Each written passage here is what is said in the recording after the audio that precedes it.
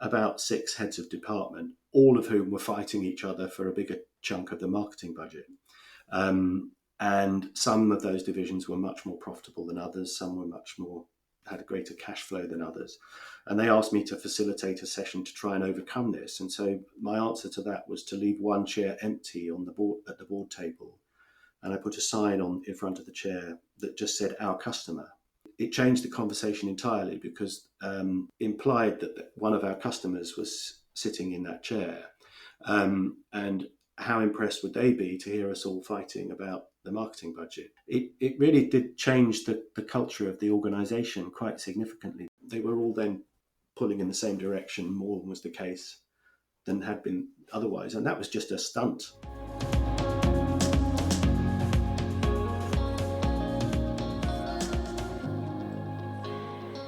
Hello and welcome to Better Conversations with me, Sehaam Cyrene, where we have conversations about good and rubbish conversations. If you'd like to appear on the show or have a burning question or consider yourself opinionated about conversations, please do drop me a line. podcast@betterconversations.co. I'm all ears. So, just how creative are you in setting up conversations with clients? Have you pulled any stunts or wowed them in a way that gave them no option but to hire you? Conversations can play out in predictable ways, especially in client or sales pitches. You do the meet and greet, introductions, thank yous, and you probably dive straight into how great your thingamajig is. But do you ever really manage to stop your prospect in their tracks with a thought-provoking idea or a new way to view their problem or business challenge? Do you surprise or delight them? My guest, Mark Walmsley, does and has many times over. He thrives on talking to people, and so networking is a comfort zone for him. And not just talking to people, but having interesting dialogue. You get the sense that Mark is looking at your problem or situation with a different lens, one you sometimes wish you had. He has energy, but he's calm. He's playful in an easy and humble way rather than the showy limelight way. And he holds up a mirror for you without making you feel judged. Once you listen to this episode, you'll get why people say they feel more creative when Mark's around. He has loads of stories to share, and he switches between work stories and family stories because for Mark, relationships are all about conversations. Something I experienced with you, Mark, and you've said yourself that this is an experience other people have of you, is that they have better ideas when you're around. Why don't you tell us what you do that makes that happen? Okay, that was a lovely little quote. It was a compliment in disguise, really, because it's not me having the ideas often, and it's generally the people I work with don't seem able to have those ideas on their own, but they come out of that collaborative, creative process, which is lovely. So, crikey, how far back? I'm a marketing consultant, and I've been doing digital and traditional marketing in one form or another for as long as I've known you, 30 years. I've started and built digital and web design agencies and marketing agencies and entertainment and event production companies over the years. But I'm now a freelance marketing consultant. But what I've done over the last few years is to distill all of that expertise and experience into a system that's delivered through workshops, and that's called Perella, more of which later, I'm sure. And that's an opportunity for me to work with business owner managers and marketing leaders to help them explore and capture what makes them different, better, and remarkable. A huge number of organizations and brands don't do that. And it makes everything you then subsequently do much more impactful. So that's where I spend a lot of my time. I wondered if you could share initially what you feel is a better conversation. I gave this some thought before we started chatting, and I suspect, like many mainly male members of our species, I have the temptation while I'm having a conversation to plan what I'm going to say next rather than to listen attentively to what is being said. And so the better conversations are the ones that I have now, where I do a bit more listening and trying to read between or listen between the lines, I say. So I've got an awful lot better at that. I'm also conscious that when one is expressing a concept or trying to share an opinion, we as individuals know an awful lot more about that than the recipient of that information. So one of the key things I've tried to do in having conversations is really to pace it, and leave pauses in conversation, to give whoever I'm speaking to an opportunity to digest what I've just said. Because I will rehearse a public speaking spot for days, and the temptation is to just rattle through it and overlook the fact that what you're saying is new for many of the people that you're speaking to.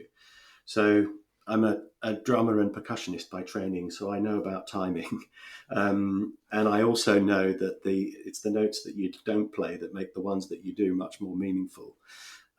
So yes, so I think pace and attention are key in those circumstances. It's a nice way to describe it. And that's definitely true. I think I see that in interactions between people at work. And so, yeah, slowing down is a good one. Mm. Are you aware of when you realised that this was really important in your conversations? Yes, it was when I was the commercial director at one of the agencies I've worked at over the years. We had a specialist come in to teach us a little bit more about presenting in public, and it was for the pitch team for the agency. And that's a really good example of the need for pacing and some space, because in order to get those concepts over that might win you that pitch, they need to sink in, and especially during the conversations that might follow that presentation. So that was one moment where it really sank in for me that one needs to pause and allow what you're saying to be digested. We went on to win the pitch, Yay, fantastic. which was great. So, on the flip side of that, worst conversation, how would you characterize that? So it's down to I'm a firm believer that conversations are effectively the currency of relationships. And in business, relationships are the key to success. That's especially the case if what you're selling or making available is a big ticket item that might have an 18-month or 2-year buying cycle.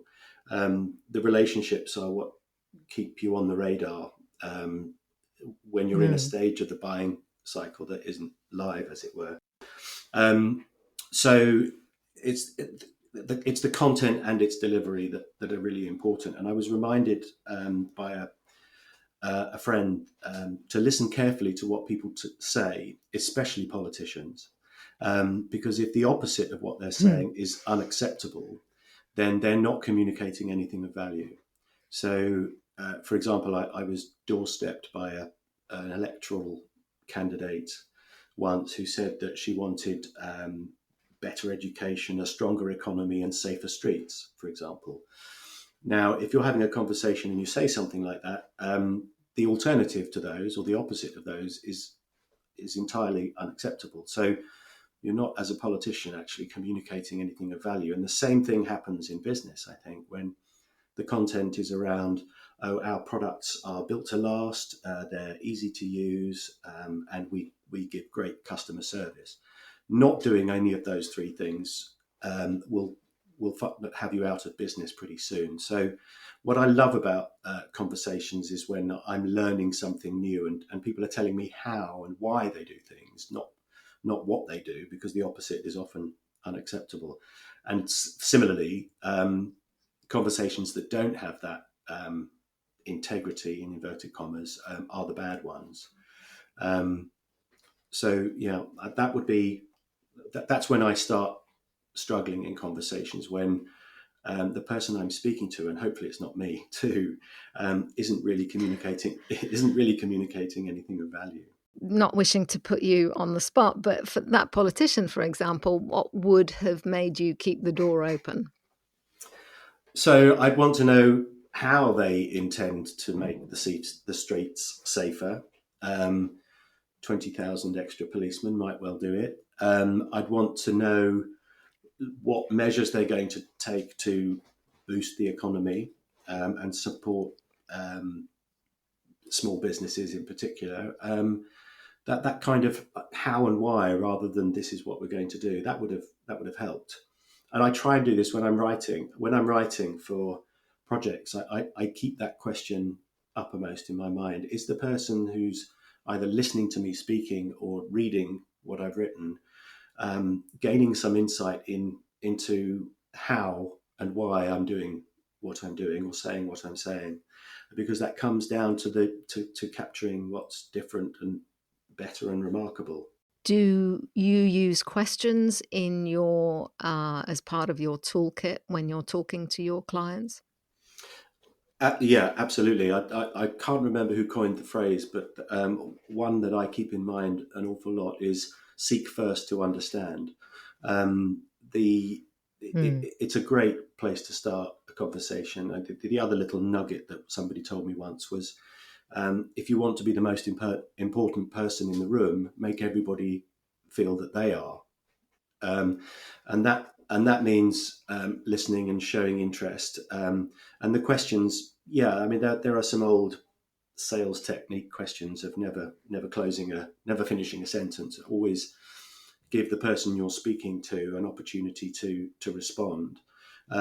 So yes, I do, and yeah, seek first to understand, because if you open up a conversation in that respect and show interest in the thoughts and opinions of the person that you're speaking to, um, that engenders respect, a mutual respect, which is great. And the other thing I try and do in all sorts of engagement, actually, not just in verbal conversations, is to leave the person I'm speaking to in my debt. So, for example, I've done quite a bit of business development in my career, but if you put business development on your name badge at a conference, no one will speak to you, for obvious reasons. Right. But if you're the strategy director, then the implication is that talking to you is going to result in some free consultation and expertise. And so I've played that card a few times where the conversation has been one where I've demonstrated a real interest in somebody and the work they do and the business that they're in, and I then become fascinated by what the challenges and opportunities are and why they've failed to meet those. I think part of this ability I have to show inordinate amounts of interest in what might otherwise be quite a dry subject is because I don't believe I'm terribly intelligent, and Okay. and that means, unlike someone like Stephen Fry, I'm not easily bored. I would hate to be Stephen Fry, bless him, and he's I've read pretty much every word he's written, but he must get bored so quickly. I mean, so he would be on my dream dinner party list, by the way. But the Good. but because I get enthusiastic quite quickly about subjects about which many people more intelligent than me would be a little bit put off by, or a little bit bored by, perhaps. So I don't find it hard to get enthusiastic about things.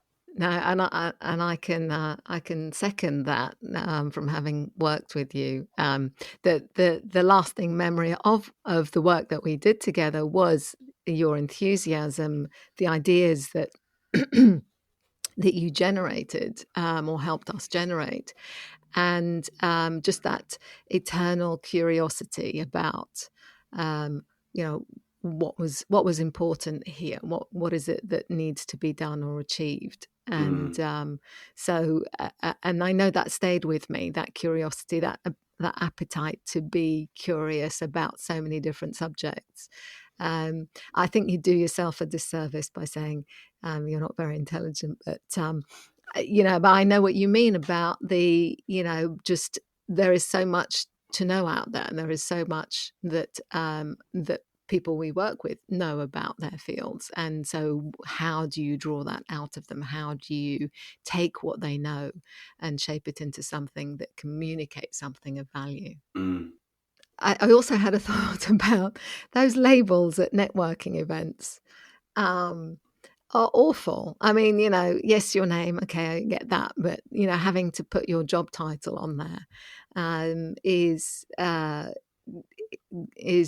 as you say, it's a quick way to close up a conversation.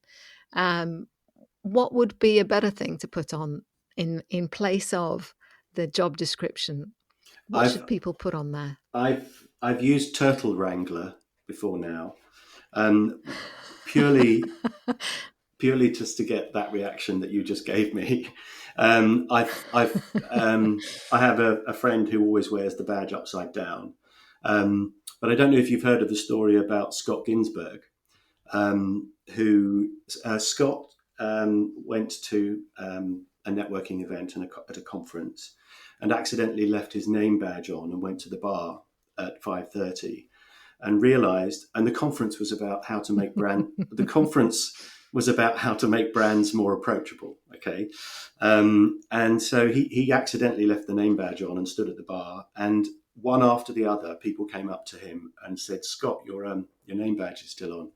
And he suddenly realized that he'd captured something that might be useful. He kept the badge on for 8 years. And he's now one of the leading approachability consultants in the US. He even had a tattoo. Well, there you go. He even had a tattoo made so that he still had his badge on when he was on the beach. And that's this is the thing. This is conversations are so much easier when there is an element of difference and importantly cognitive dissonance as well. My wife is an accountant, but she won't tell you that. She'll tell you she's a forensic accountant, and that makes her Sherlock Holmes. And if you said, when she introduces herself at events, I'm a forensic accountant, suddenly some people lean in instead of away, and want to know more. So it's just capturing something that people can grab onto. That the work that I've recently done with an osteopath was fascinating. My colleague Rory is an osteopath, and he said, until he spent an hour with me, he said, "I'm an osteopath." Now the problem with that is that many people don't know what an osteopath does, but even if they did, he's just like every other osteopath. So the work that we did in a conversation was to try and pull out something that would make him capture something that had people drawing in. So he's now a preventative osteopath. He works with people who don't want to get stiff joints rather than people who've already got stiff joints. And the market for that is much bigger, as you can imagine. But so what that does is it allows people to ask him to tell them more, because they don't, on the face of it, understand the word preventative in terms of osteopathy. But actually what it does is it masks their lack of understanding about osteopathy as well. So if he goes to an event now and somebody says, I'm an osteopath, he'll go, "Oh, that's nice." And that's the end of the conversation, because they don't want to demonstrate that they have no clue what an osteopath does, which is many people. But if you say, "I'm a preventative osteopath," you can justifiably say, "Oh, tell me more about that," without giving away the fact that you have no clue what an osteopath does. So in terms of sort of triggering and extending conversations, those are the little tactics that come out of that process of finding something different and remarkable about what you do. There's a sense of creativity, a sense of also fun in it, in that you are inviting someone to come and talk to you and to ask, and there's a playfulness about it, is there not? Am I making that up? No, I think humor is really, really important in those conversations. And for example, I heard a lovely one the other day. It was probably one of the cleverest strap lines I've ever seen. And it was developed for a funeral director. And their strap line is, "We will be the last ones to let you down." Now, that that just had me laughing, just as you did, because it's so clever. The puns are in there, the double meaning is in there. And if when I saw that, I immediately wanted to know more about the. I just wanted to understand how that came up. And so I wanted to speak. I wanted to give them a call and speak to them and say, look, I just love that. The other lovely one I saw was for a camping store, which was now is the winter of our discount tents. And again, if you converse creatively like that, those will not only produce a good conversation, that they'll start them and extend them, because creativity belongs in every walk of life, and even for a funeral director. And it's such a powerful application of kind of subtle humor and cleverness, I think. Humor is, it's come up before with a previous guest about the power of humor, but also it's quite a delicate tool to use, and in certain settings it can be misread or misunderstood, and you've got to find a level of comfort yourself to be able to carry that through, even if it makes some people feel uncomfortable. But in something like funeral directors, it's a somber event potentially, but I think also a celebratory event. And yeah, I mean, how do you want to go? We are afraid to use humor. Do you think that's a fair statement? Yeah, and I think it also occurs to me that conversations between people in the same company or working in a team, that they vary enormously as well. I do quite a bit of recruiting for clients who need marketing team members, and when I've placed somebody, I then mentor them into it. So one of the things I advise them to do is size up everybody else before they get a chance to size up you. And what I meant by that was that levels of familiarity and indeed humor are more or less appropriate in certain types of relationship. And what you often see is somebody will come storming in as the new person, and adopt the same level of familiarity with everybody they have to work with, and that doesn't work. But in order to find that balance for each of the people, it's wise to keep your head down, your mouth shut, and both ears open, to understand the nuance of the team, so that when you do start opening up to people in the team that you're working with, you can converse and have a giggle if necessary, or not, as appropriate, with the right people, because the same application of familiarity won't go down equally well with all colleagues. And the same is true in when networking, for example. It's always worth doing a lot of listening, so that you understand where the extent to which you can introduce humor, and what that person's level of interest might be. So, that's a bit of advice I often give to new starters in teams. Size everybody else up before they get a chance to size you up. Yeah. That's great. Wise words. And very often we do stumble into situations and find that and I'm guilty of it too sometimes, of interrupting a conversation and not having gauged it not having gauged the stage very well, and then feeling a little bit uncomfortable, or having to backtrack, or cut your losses. Yeah.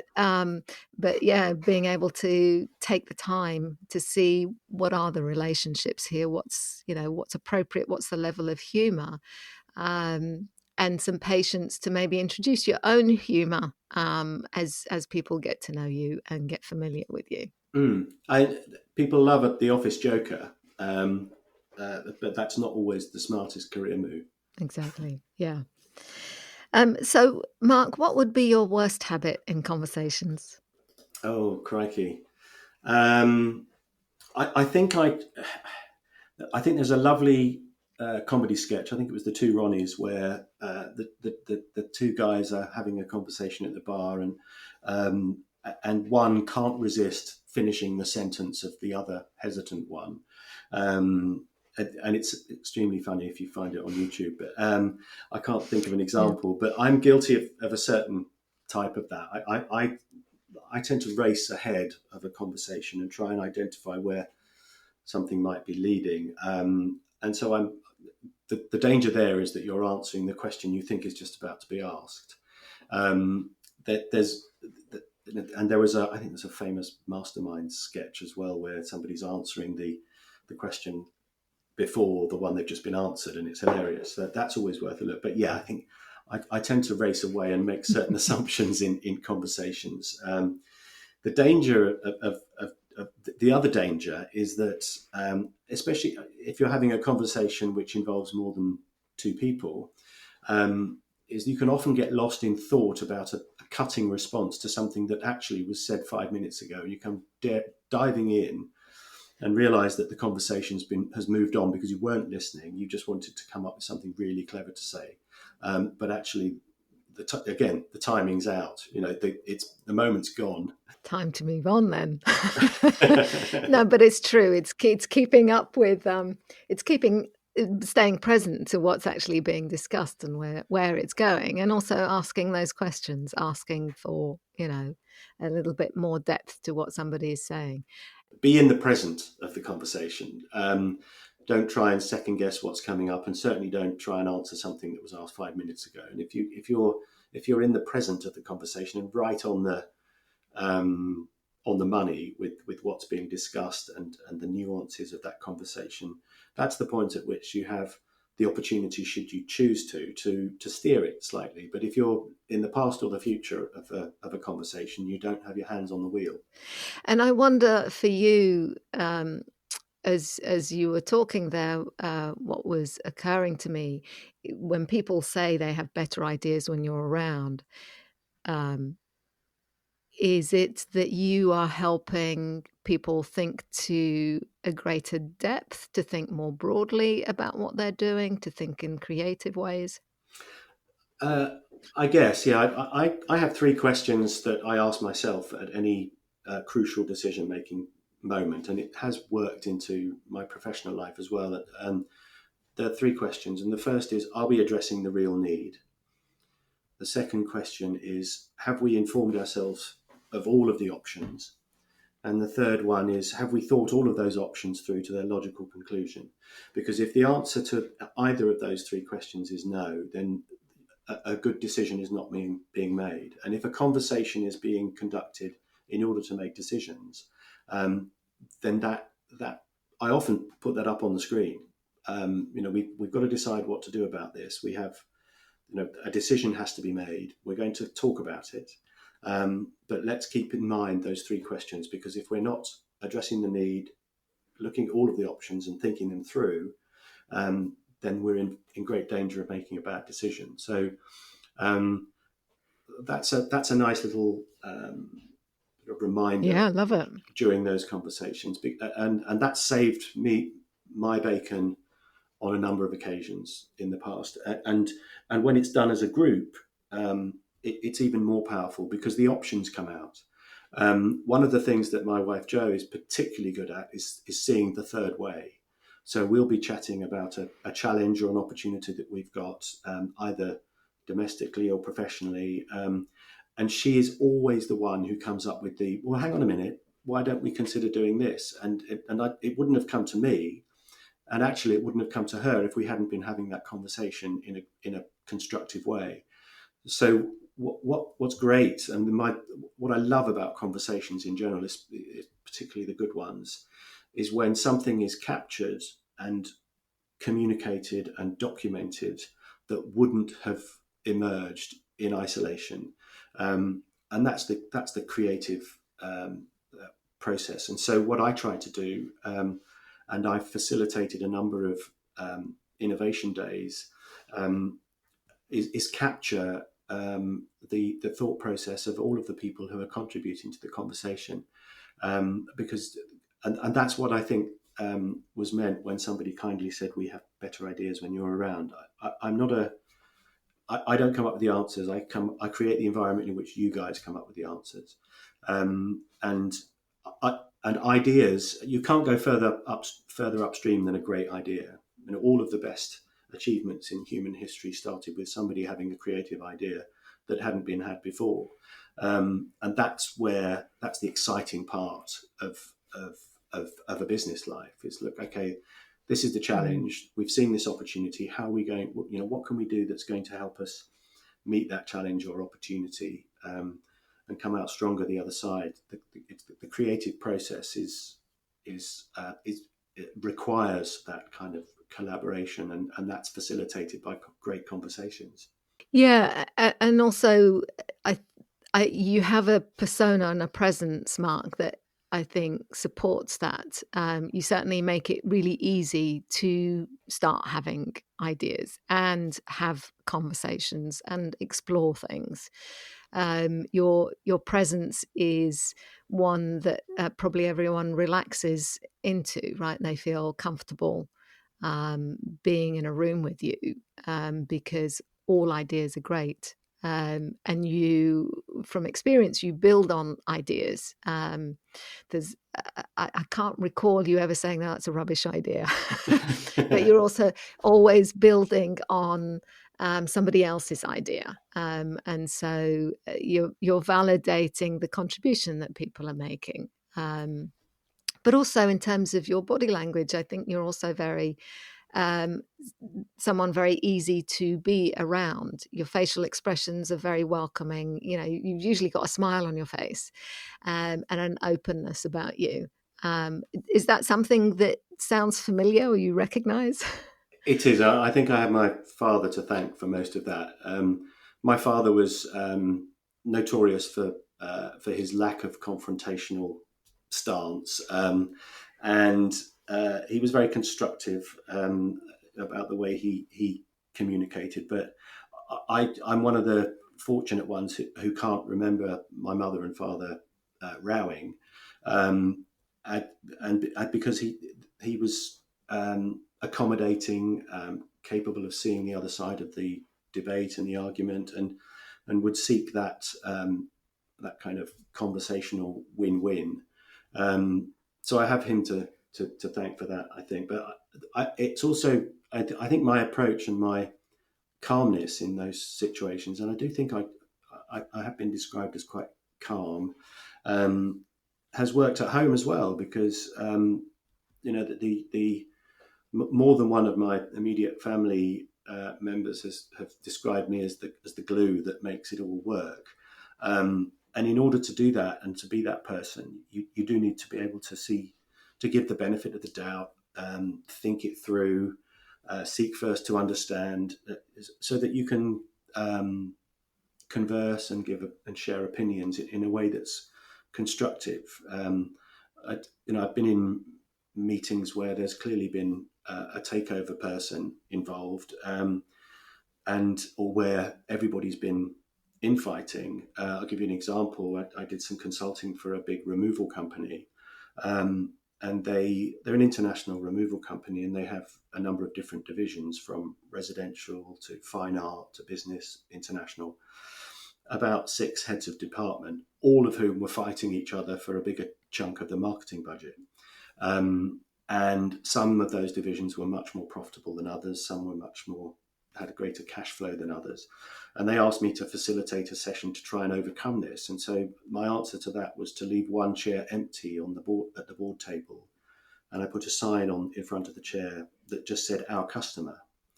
Now, what that did was that it changed the conversation entirely, because the conversation was conducted in a way that implied that one of our customers was sitting in that chair. And how impressed would they be to hear us all fighting about the marketing budget? And it really did change the culture of the organisation quite significantly, because they were all then pulling in the same direction more than was the case than had been otherwise, and that was just a stunt, but Genius. well, it worked. So, and they went on, and it was one. I got a call from the managing director a couple of years later, to thank me, because they had absolutely flown as a business and developed really well. And he said, we had a board meeting and we were trying to track back what the origin was for that change of fortunes in the business. And he said, I have to tell you, it was that meeting. You triggered something with that sign, that got people working together. So international and residential were teaming up and doing marketing projects together. Fine art and commercial were swapping leads in ways that they'd never done before. It was six Wow. separate companies came together and became one. And so it's tiny little things that can have a huge impact. Another example, briefly, if I may, is the advert for Levi's featuring Nick Kamen doing the stonewashing, stripping off in the laundrette and throwing his jeans in the tumble dryer with some stones. And the soundtrack, I can't remember what it was, but might have been Addicted to Love. I can't remember. But Levi, few people know that Levi's were on their knees, literally, as a business before that advert broke. And the concept came out of a 30-minute meeting with their ad agency, and is widely credited with the turnaround of Levi's. Sadly, I suspect the advertising agents, well, actually, it was many years ago, so they were probably charging a commission on the TV advert as well. But how much did that 30-minute meeting cost? Probably nothing in comparison to the result. So what I love interactions and interjections like that can, on the face of it, are very simple and the sort of thing that you wish you'd thought of yourself often, but they can have huge downstream impacts, and conversations, of course, are part of that, and generally those smart ideas come out of those conversations. And what I like about the removal removal company, is that by putting the customer there in the room, you created accountability in a very non-threatening way. You focused them, but there was also that accountability, because at the end of the day, you're serving your customer. Yeah, that has to be the focus. Any organisations that are, this is another one of those comments that people say, we're particularly customer focused. Well, I'm afraid the opposite is unacceptable. So Right. Right. it kind of, it's advanced common sense, mostly. And one of the comments I often hear is the simplicity of the process and the thought process. And I said, the reason that that conversation sounded simple, whether it's a workshop or a meeting, is because it's addressing the essential elements of why you're doing what you're doing, and so that's why it feels simple. Most of in other areas of life, things that who's it? I think was it Mark Twain or Churchill or somebody said, I've written you a long letter. I'm sorry I didn't have time to write you a short one. Twain, yes. Twain, I think, yeah. And that's it. Some of the things that appear to be extremely simple actually take a bit of work, and I think the outcome of a conversation is has some resonance with that concept, I think. You have a great story about one of the best conversations you've ever had. I do. Would you like to share that? Yeah, so I was thinking about good and bad conversations. The worst one was the politician on the doorstep, obviously, but from which I learned a huge amount, I have to say. So I can't remember who it was, but I also learnt an equal amount from my young daughter, Millie.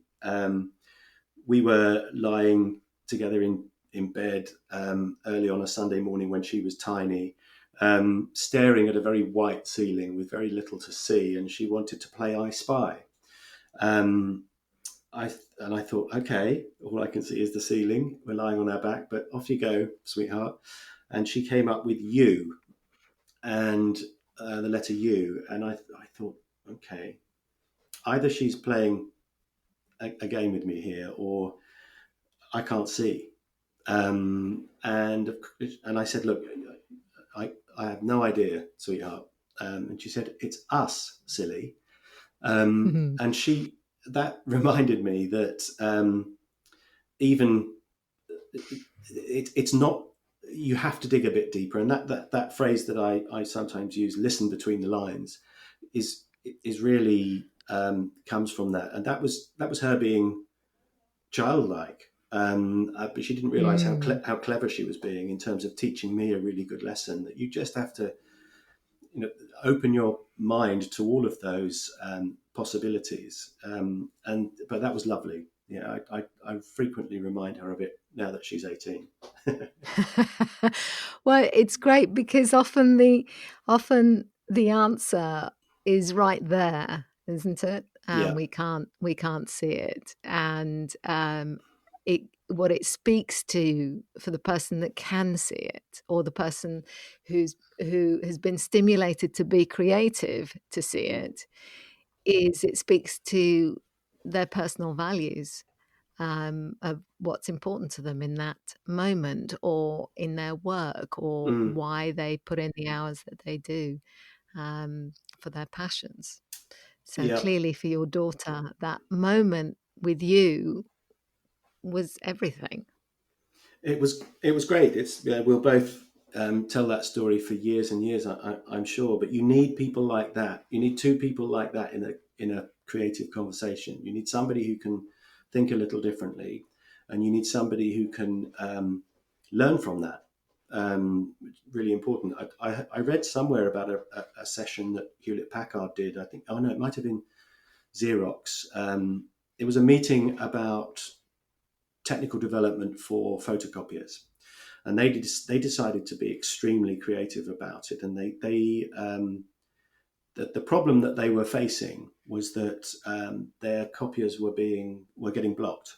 The paper was getting jammed in some of their copiers. So some bright spark somewhere said, okay, let's bring somebody in who knows about blocks. So they brought a nasal surgeon into the meeting, um, who obviously knows a lot about blocked noses. And on the face of it, you think, what on earth, but what came out of that conversation, and it was a good one, was the realization that nobody at Xerox had picked up on, that is that when a human gets a blocked nose, it's only one side that blocks. And the reason that we have a double passage nasal um, nose Nose. is absolutely for that reason, because in most cases, and check it out the next time you get a cold, it's generally one side or the other. It's very rarely both. And so that creative process got them thinking at Xerox, and they said, okay, we need two paper feeds, so that when one paper feed gets blocked, the other one just takes over and the copy continues. So that's what happened in their next release of Wow. their photocopier. But it came out of that juxtaposition of two seemingly unconnected concepts and disciplines that produced an answer that worked. And I would love to have been in that conversation. Another, I think there was there was another company. I think it might have been Findus, who do all the frozen vegetables. Um, they had a problem in that it takes frozen carrots longer to cook than a small piece of broccoli, but you want to throw it in all at the same time in the stir fry. Um, I can't quite remember the details of the creative process, but what they ended up doing was producing an oil that changed color when it reached the optimum temperature to cook everything equally. So but Wow. that I know. So you put the oil in the pan, you put the heat on. When the oil turns a certain color, that's when you throw the food in, and that's the optimum temperature for equally cooking all of those ingredients at the different sizes. So, but again, I think they had some kind of role playing exercise for that, but that would not have come. That realization and that solution could not have been reached without that creative process of lots of people thinking differently about the challenge. And lots of people, everyone is bringing something to it.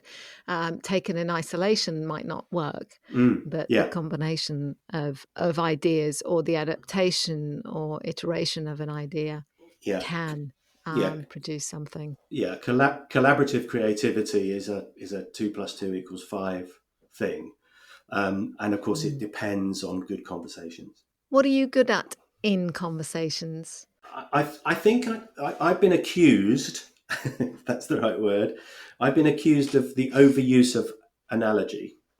Um, so I will often pick up on a concept or a statement and come back with something along the lines of, do you know what, that's rather like, and then I go on.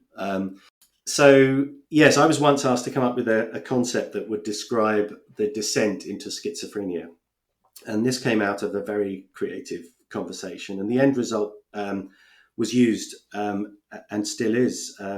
So the idea we were trying to paint scenes of that would produce analogies, and the analogy I came up with was somebody walking across the top of a shale cliff, and gradually realizing that they're slipping down to the left away from the path in this movable shale. Um, and if they realize they're slipping, a very small tree will halt their descent. But if they don't realize that they're slipping and they don't go for that small tree, they will travel faster and faster. And the same size tree will not slow their descent.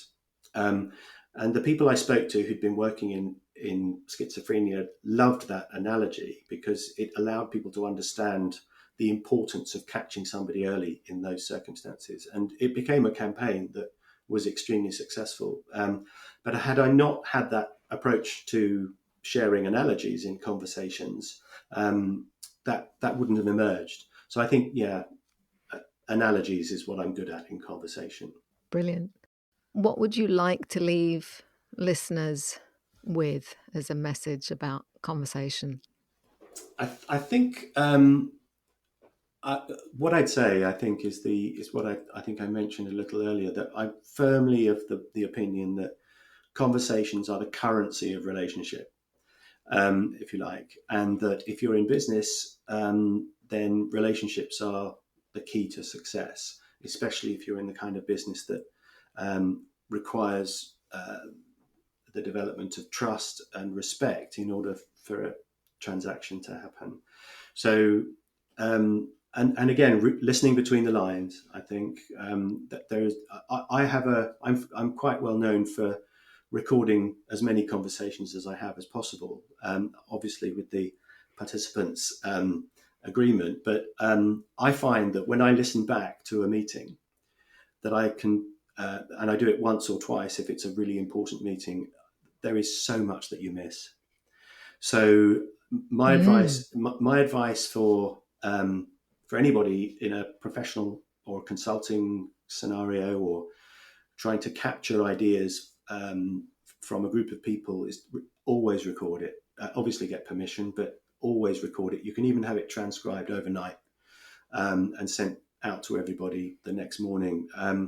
It's it's revolutionized the way that I benefit from conversations because there is so much you miss. I'm dreadful at multitasking, so I can't listen, make notes, and think about what to say all at the same time. So if I can lose one of those, I can listen and think and not have to make notes. I'll make notes and mind map everything afterwards. But yeah, that would be one tip. Record as many conversations as you can. That's brilliant. It's again a really simple thing to do, and we do miss so much in conversation, and that's natural. But that ability to be able to go back over it, particularly a really important one, means Absolutely. that you can pick up Yeah, ideas. that has saved my bacon on a number of occasions as well, when I've overlooked a certain requirement that was expressed, or a certain concern. The other one I would leave, if I may, is it's the winning question at the end of a meeting or a conversation, and this is particularly useful in a conversation that has been about work, or in a job interview or a pitch scenario. There's a question that I always ask at the end of every meeting, and especially if it's a pitch meeting. So for the sake of the example, let's assume I'm pitching to do a series of workshops at a big company, and they're talking to three other providers. The question I ask, and you're often asked at the end of a meeting like that, if you have any questions, and this is the question I always ask at the end, is I assume you've been ticking boxes against the criteria you have set for this selection process. I may not get another chance to reassure you, so could you please tell me now if I have failed to reassure you against any of the criteria that you have set for this contract? That is I call that the magic question, because you cannot lose. So you've had the conversation. It might be a pitch scenario, for example, or an important partnership meeting.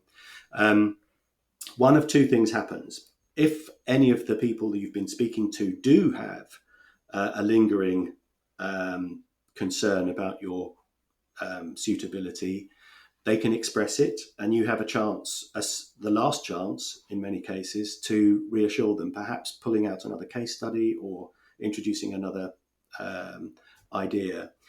But what tends to happen in those circumstances is the chair of the panel will look left and right and ask his probably junior colleagues if they have any concerns they'd like to raise. And because those outlying members of the panel perhaps don't know as much about the subject matter as they ought to, they tend not to raise their concerns for fear of demonstrating their lack of understanding.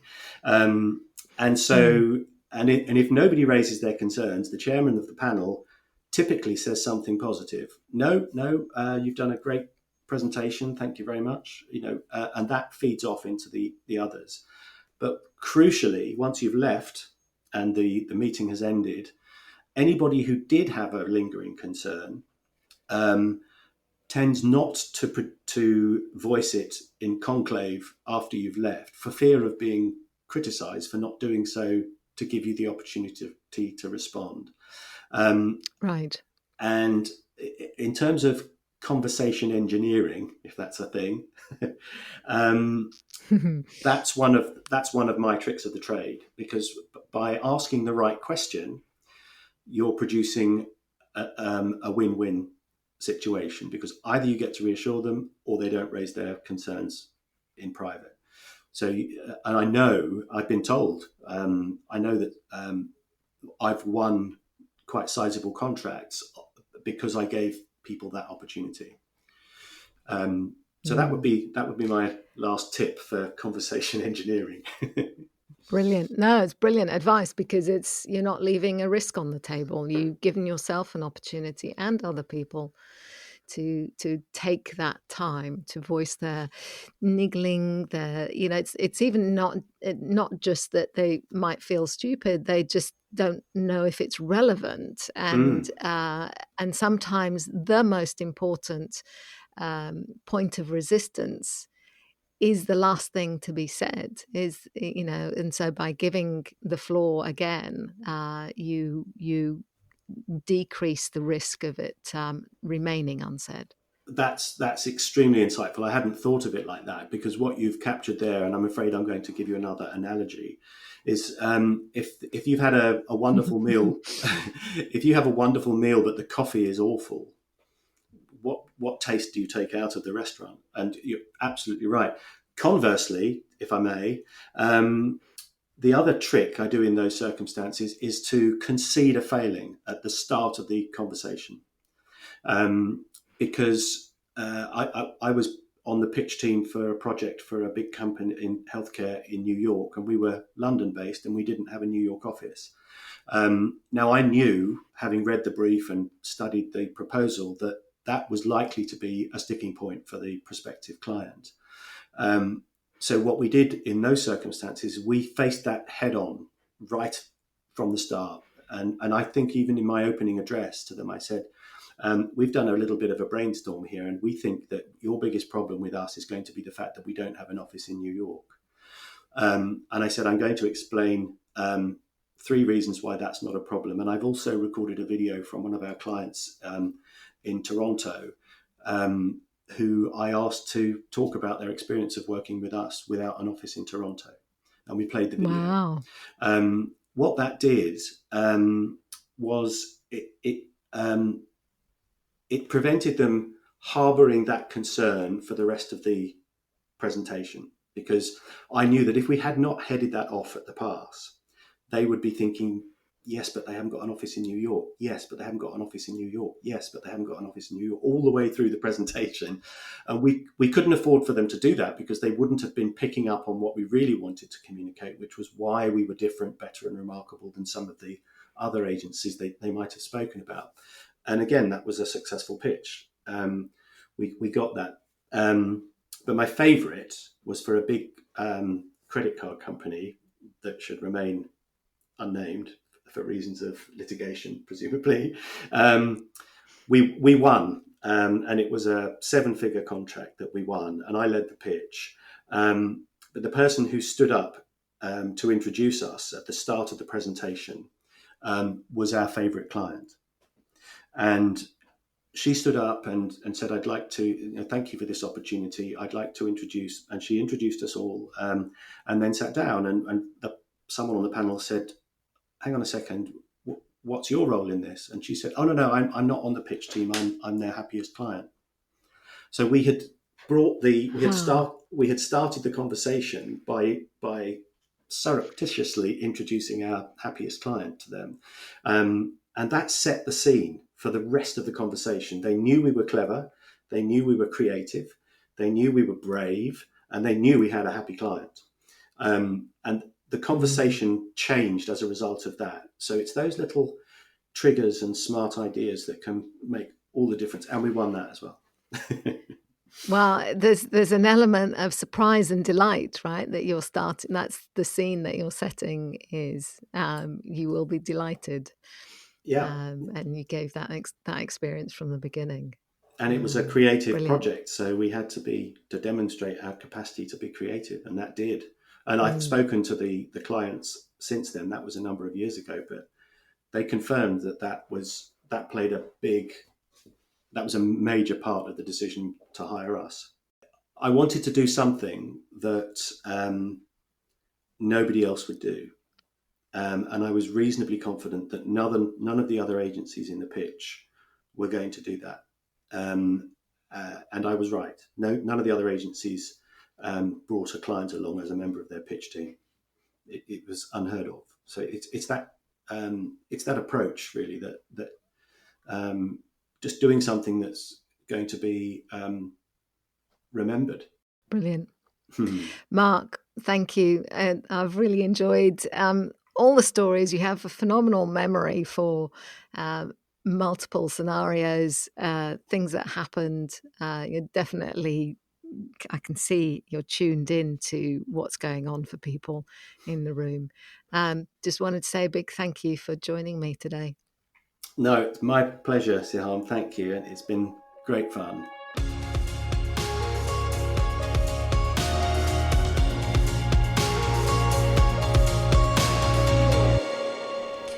Thank you for listening. You'll find show notes at betterconversations.co/podcast, including more information about my guest, Mark Walmsley. And you'll also find his contact details, so why not let him know what you enjoyed about his point of view? Have you listened to previous episodes? What do you think? What could I be doing differently or adding in? Drop me a line, podcast@betterconversations.co. Better Conversations with Sehaam Cyrene is on Apple Podcast and Spotify. If you listen, Please rate the podcast. Your vote keeps me honest. Until next time, I'm Sehaam Cyrene, and this has been A Better Conversation.